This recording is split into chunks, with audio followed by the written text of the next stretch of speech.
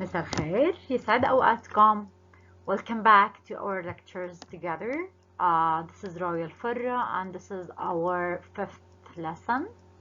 I'm so enthusiastic to complete these courses together. I'm happy that part of you are watching the videos and trying to solve the puzzles. Our puzzle today will be a question, and I want you to answer the question by the end of the lecture. Today's lecture is a little bit different. It's gonna be more theoretical. We're going to talk about certain approaches that discuss political science as science. As you know, in the first week, we were talking as political science in a general way. We tried to discuss the idea of political science and from the outside, actually, without digging deep in the theories and the approaches, blah, blah, blah. From today on, we're going to do things in a different way. We're going to dig deeper to see exactly how things developed. So today's lecture is going to discuss part of the approaches that had tried to analyze political science. Welcome, and I decided to do something nice also. I decided to talk about a very modern issue in political science in the beginning of each lecture. And the thing that I want to raise up today is that Trump tried or actually announced that they are leaving WHO. What does this mean? They are leaving منظمة الصحة العالمية. Why do you think they took such a decision? Is it a political decision? Is it a health sector decision? Does this decision affect only United States, or is gonna affect other countries? I wanna hear your opinions in a way or another. But my advice to you before giving any answer to any question, analyze, think in objective way. Like, we shouldn't always see things either our enemies or alliances, whether they are with us or against us. See things from their own perspectives. So, ready? Let's start our lecture today in the following lesson. Political science used a number of broad theoretical approaches and methodologies to reflect actually the track of developing the analytical tools and approaches, applying certain theories to create knowledge. Part of these approaches are very successful, part of them were not such successful, but we're trying to talk in an objective way. Like, we're going to discuss some of these approaches, talking about their advantages, disadvantages, to which level they succeeded in dealing with certain political phenomena and issues. Today we're going to focus actually on certain approaches, but in general we have institutional approaches, behavioral approaches, rational choice theories, feminist perspectives, Marxist, capitalists, critical, etc., qualitative analysis, quantitative methods, comparative methods, structure and agency debates. We have like tens and tens of approaches that, as we said before, each approach reflects the track of the thinkers of this approach. That's why we are going to analyze some of the approaches, and the thing that I really care about here is how we do analyze the approach more than the approach itself. I want you to be very open to see these approaches as a case study that we are dealing with. It's not as the approach itself. Certain aspects of these schools or approaches can be found in, for example, documents from history or documents produced chronologically. The importance of these researchers that uh, they really try to put assumptions and creating knowledge and theories, and the cumulative effort of all these approaches is a very valuable treasure. Actually, anyone who wanna discuss or study political science must start from. Okay, let's start in general. The study of political science can be approached in different ways, from different angles, perspectives, different backgrounds.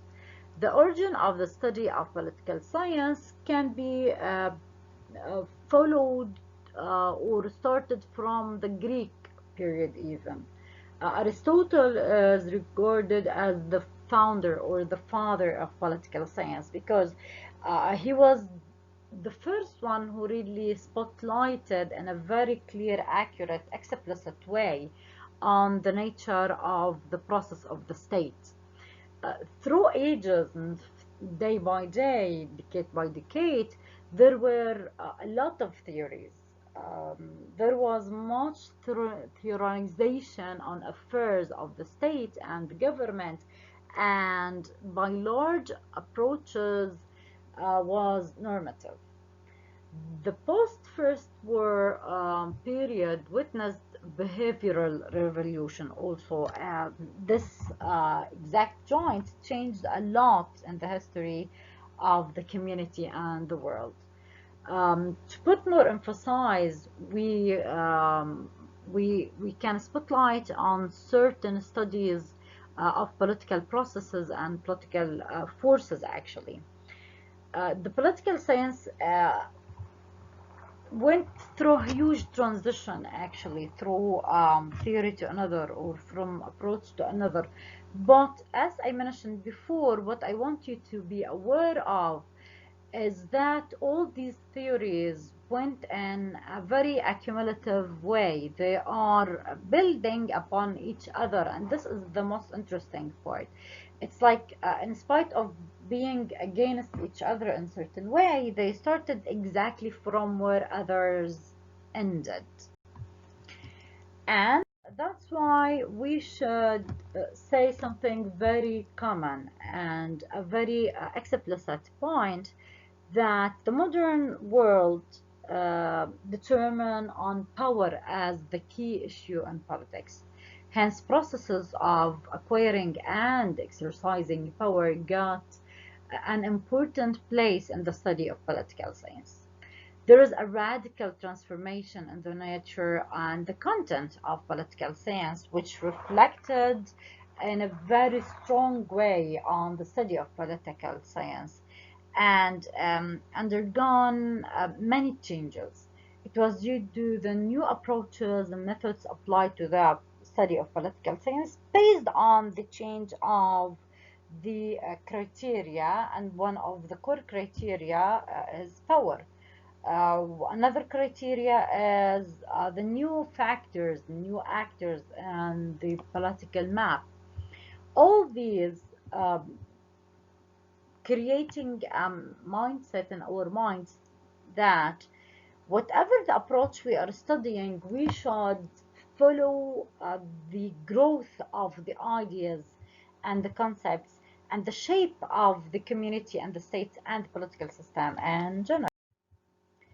So, if we're going to talk approaches, approaches means um, uh, the term approach means the different standpoints for which the study or investigation of certain phenomena, here we are talking about the political phenomena, may be undertaken. It's like the track that thinkers are following to reach to certain knowledge or to create certain information. Approaches mean the different angles and perspectives and ways from which the study of political phenomena may be undertaken. It is the way of looking at things, the way of analyzing things. In the study of political science, a variety of approaches are applied by many thinkers and scientists. We're going to concentrate actually on three of them in our course together. Today we're going to talk about normative approach and the empirical approach. Then later on in coming lectures, we're going to talk about behavioralism and how things really improved in very huge and fast way.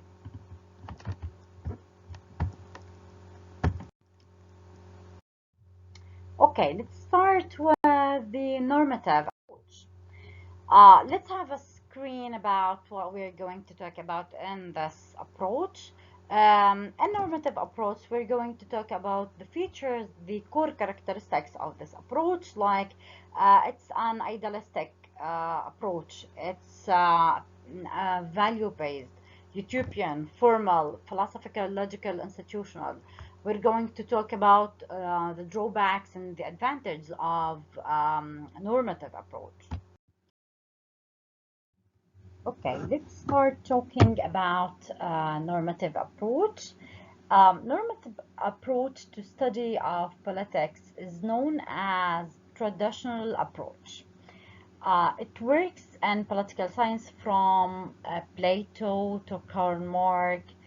It could be regarded as traditional political science because it is the basics, the most beginning stage in dealing with political science actually. These thinkers emphasize the study of states and governments and the basics as we discussed in the previous lectures. They were concentrating on the basic form of the government or the state.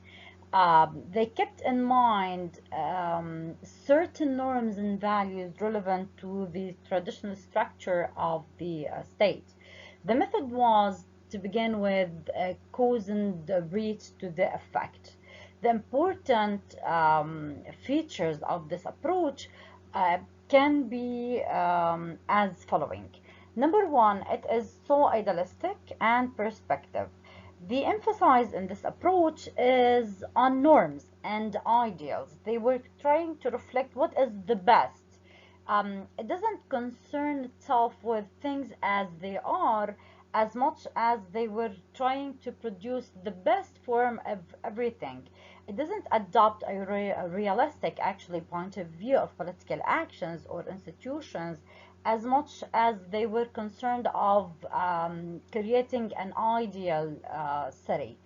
Um, uh, uh, Through ages, political thinkers have focused their ideas, theories, and efforts on what they perceive to be the ideal form of everything. Um, they produce certain forms of conduct rather than describe events or facts as it happened in real life. This approach was, in a little way, ignoring what is going on and gave more importance to what should be. Therefore, it is a little bit perspective. We can talk thinkers here like Plato, Hegel, Green are the most idealist thinker of this actually. Normative approach also concentrate on values. Its value-oriented approach, normative thinkers emphasized ethical and moral values such as good, bad, just, unjust. It's a value-loaded approach. It was more concerned with setting standards and putting the perfect level or the perfect picture of organization, constitutions, etc., etc.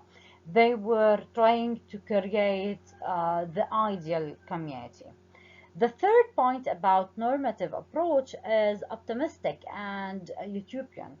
It is totally utopian approach. Normative theories are based on the assumptions. It believes that a better system is a possible. According to their assumptions, normative thinkers suggest that the ways and the means to achieve this best system um, is by putting these standards in front of everyone. In that sense, this approach is very optimistic. Um, Plato always concentrated on the ideal state, and this is exactly um, a little bit tricky because it's like closing your eyes and putting your head in the ground without really seeing what's going on around you. A fourth point, it's very institutional, formal, and legal approach. In this kind of approach, political science is the study of state and government.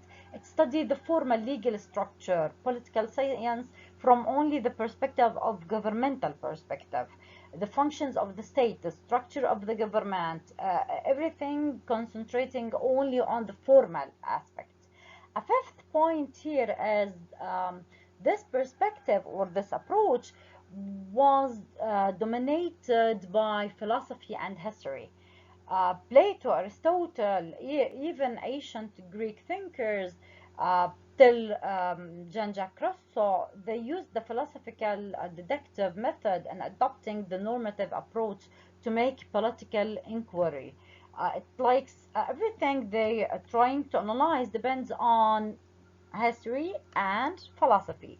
And as we know, these two elements are not sufficient enough to provide you a scientific thing that could analyze a lot of issues. All these points make other thinkers criticize this approach. What did they say? In criticizing normative theories, many thinkers pointed the following drawbacks.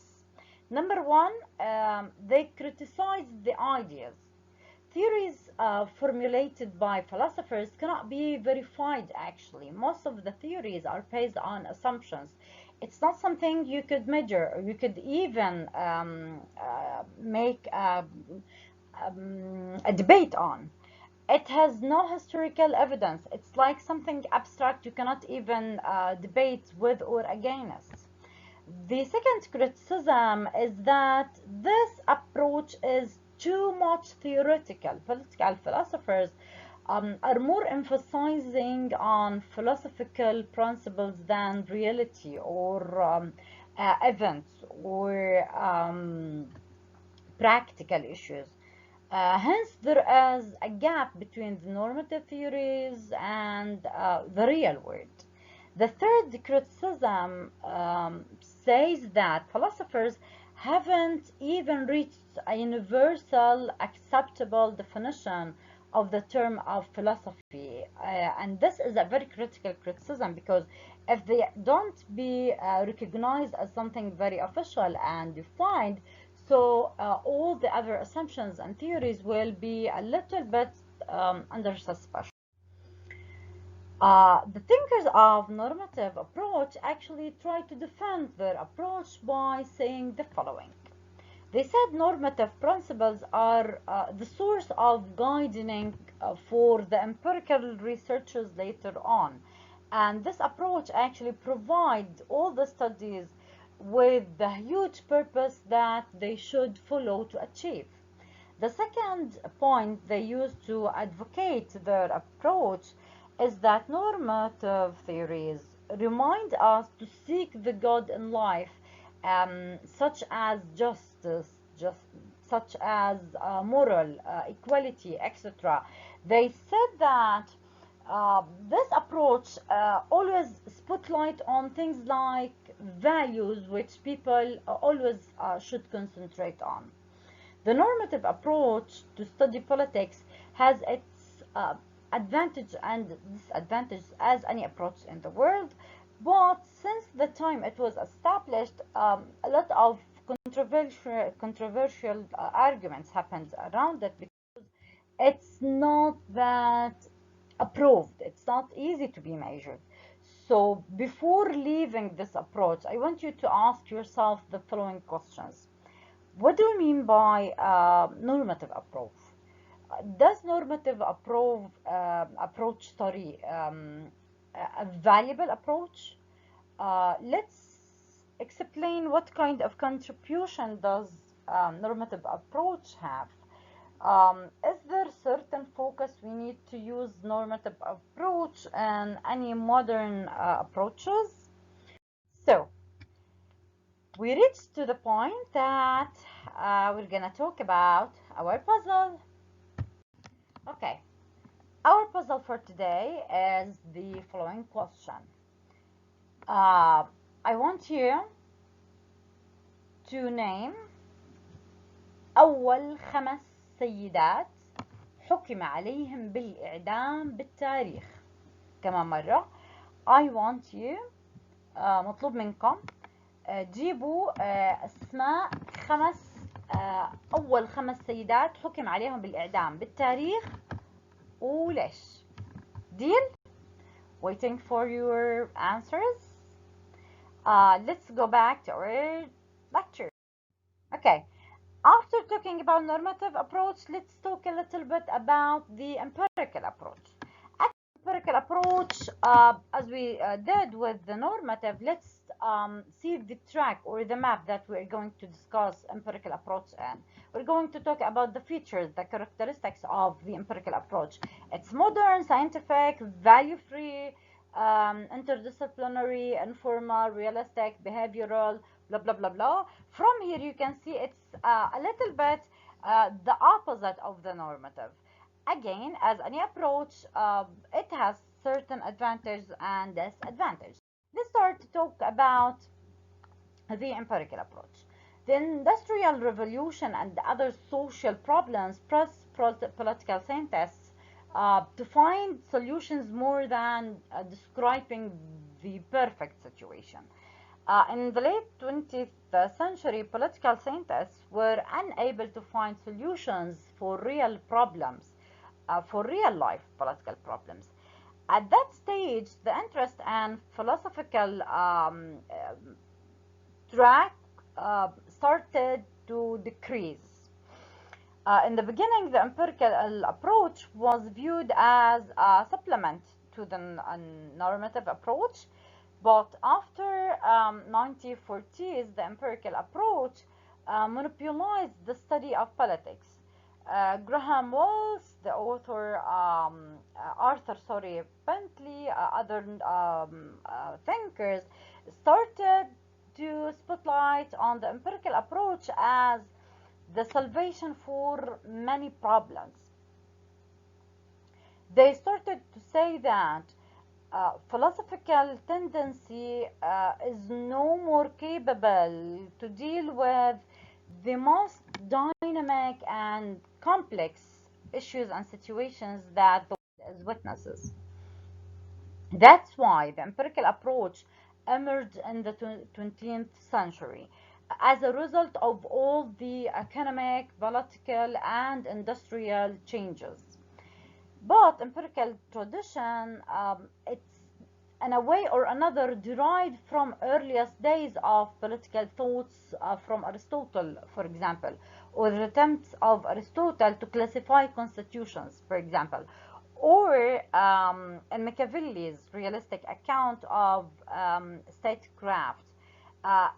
You can find a root for this approach in early political thinkers, but again, it shaped in a clear way in late 20th century, and it monopolized the study of politics, and this sense create or introduce the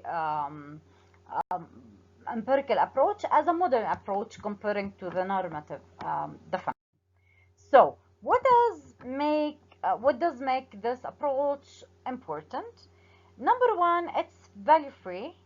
Number one, definitely it's more a result of the problems that normative created.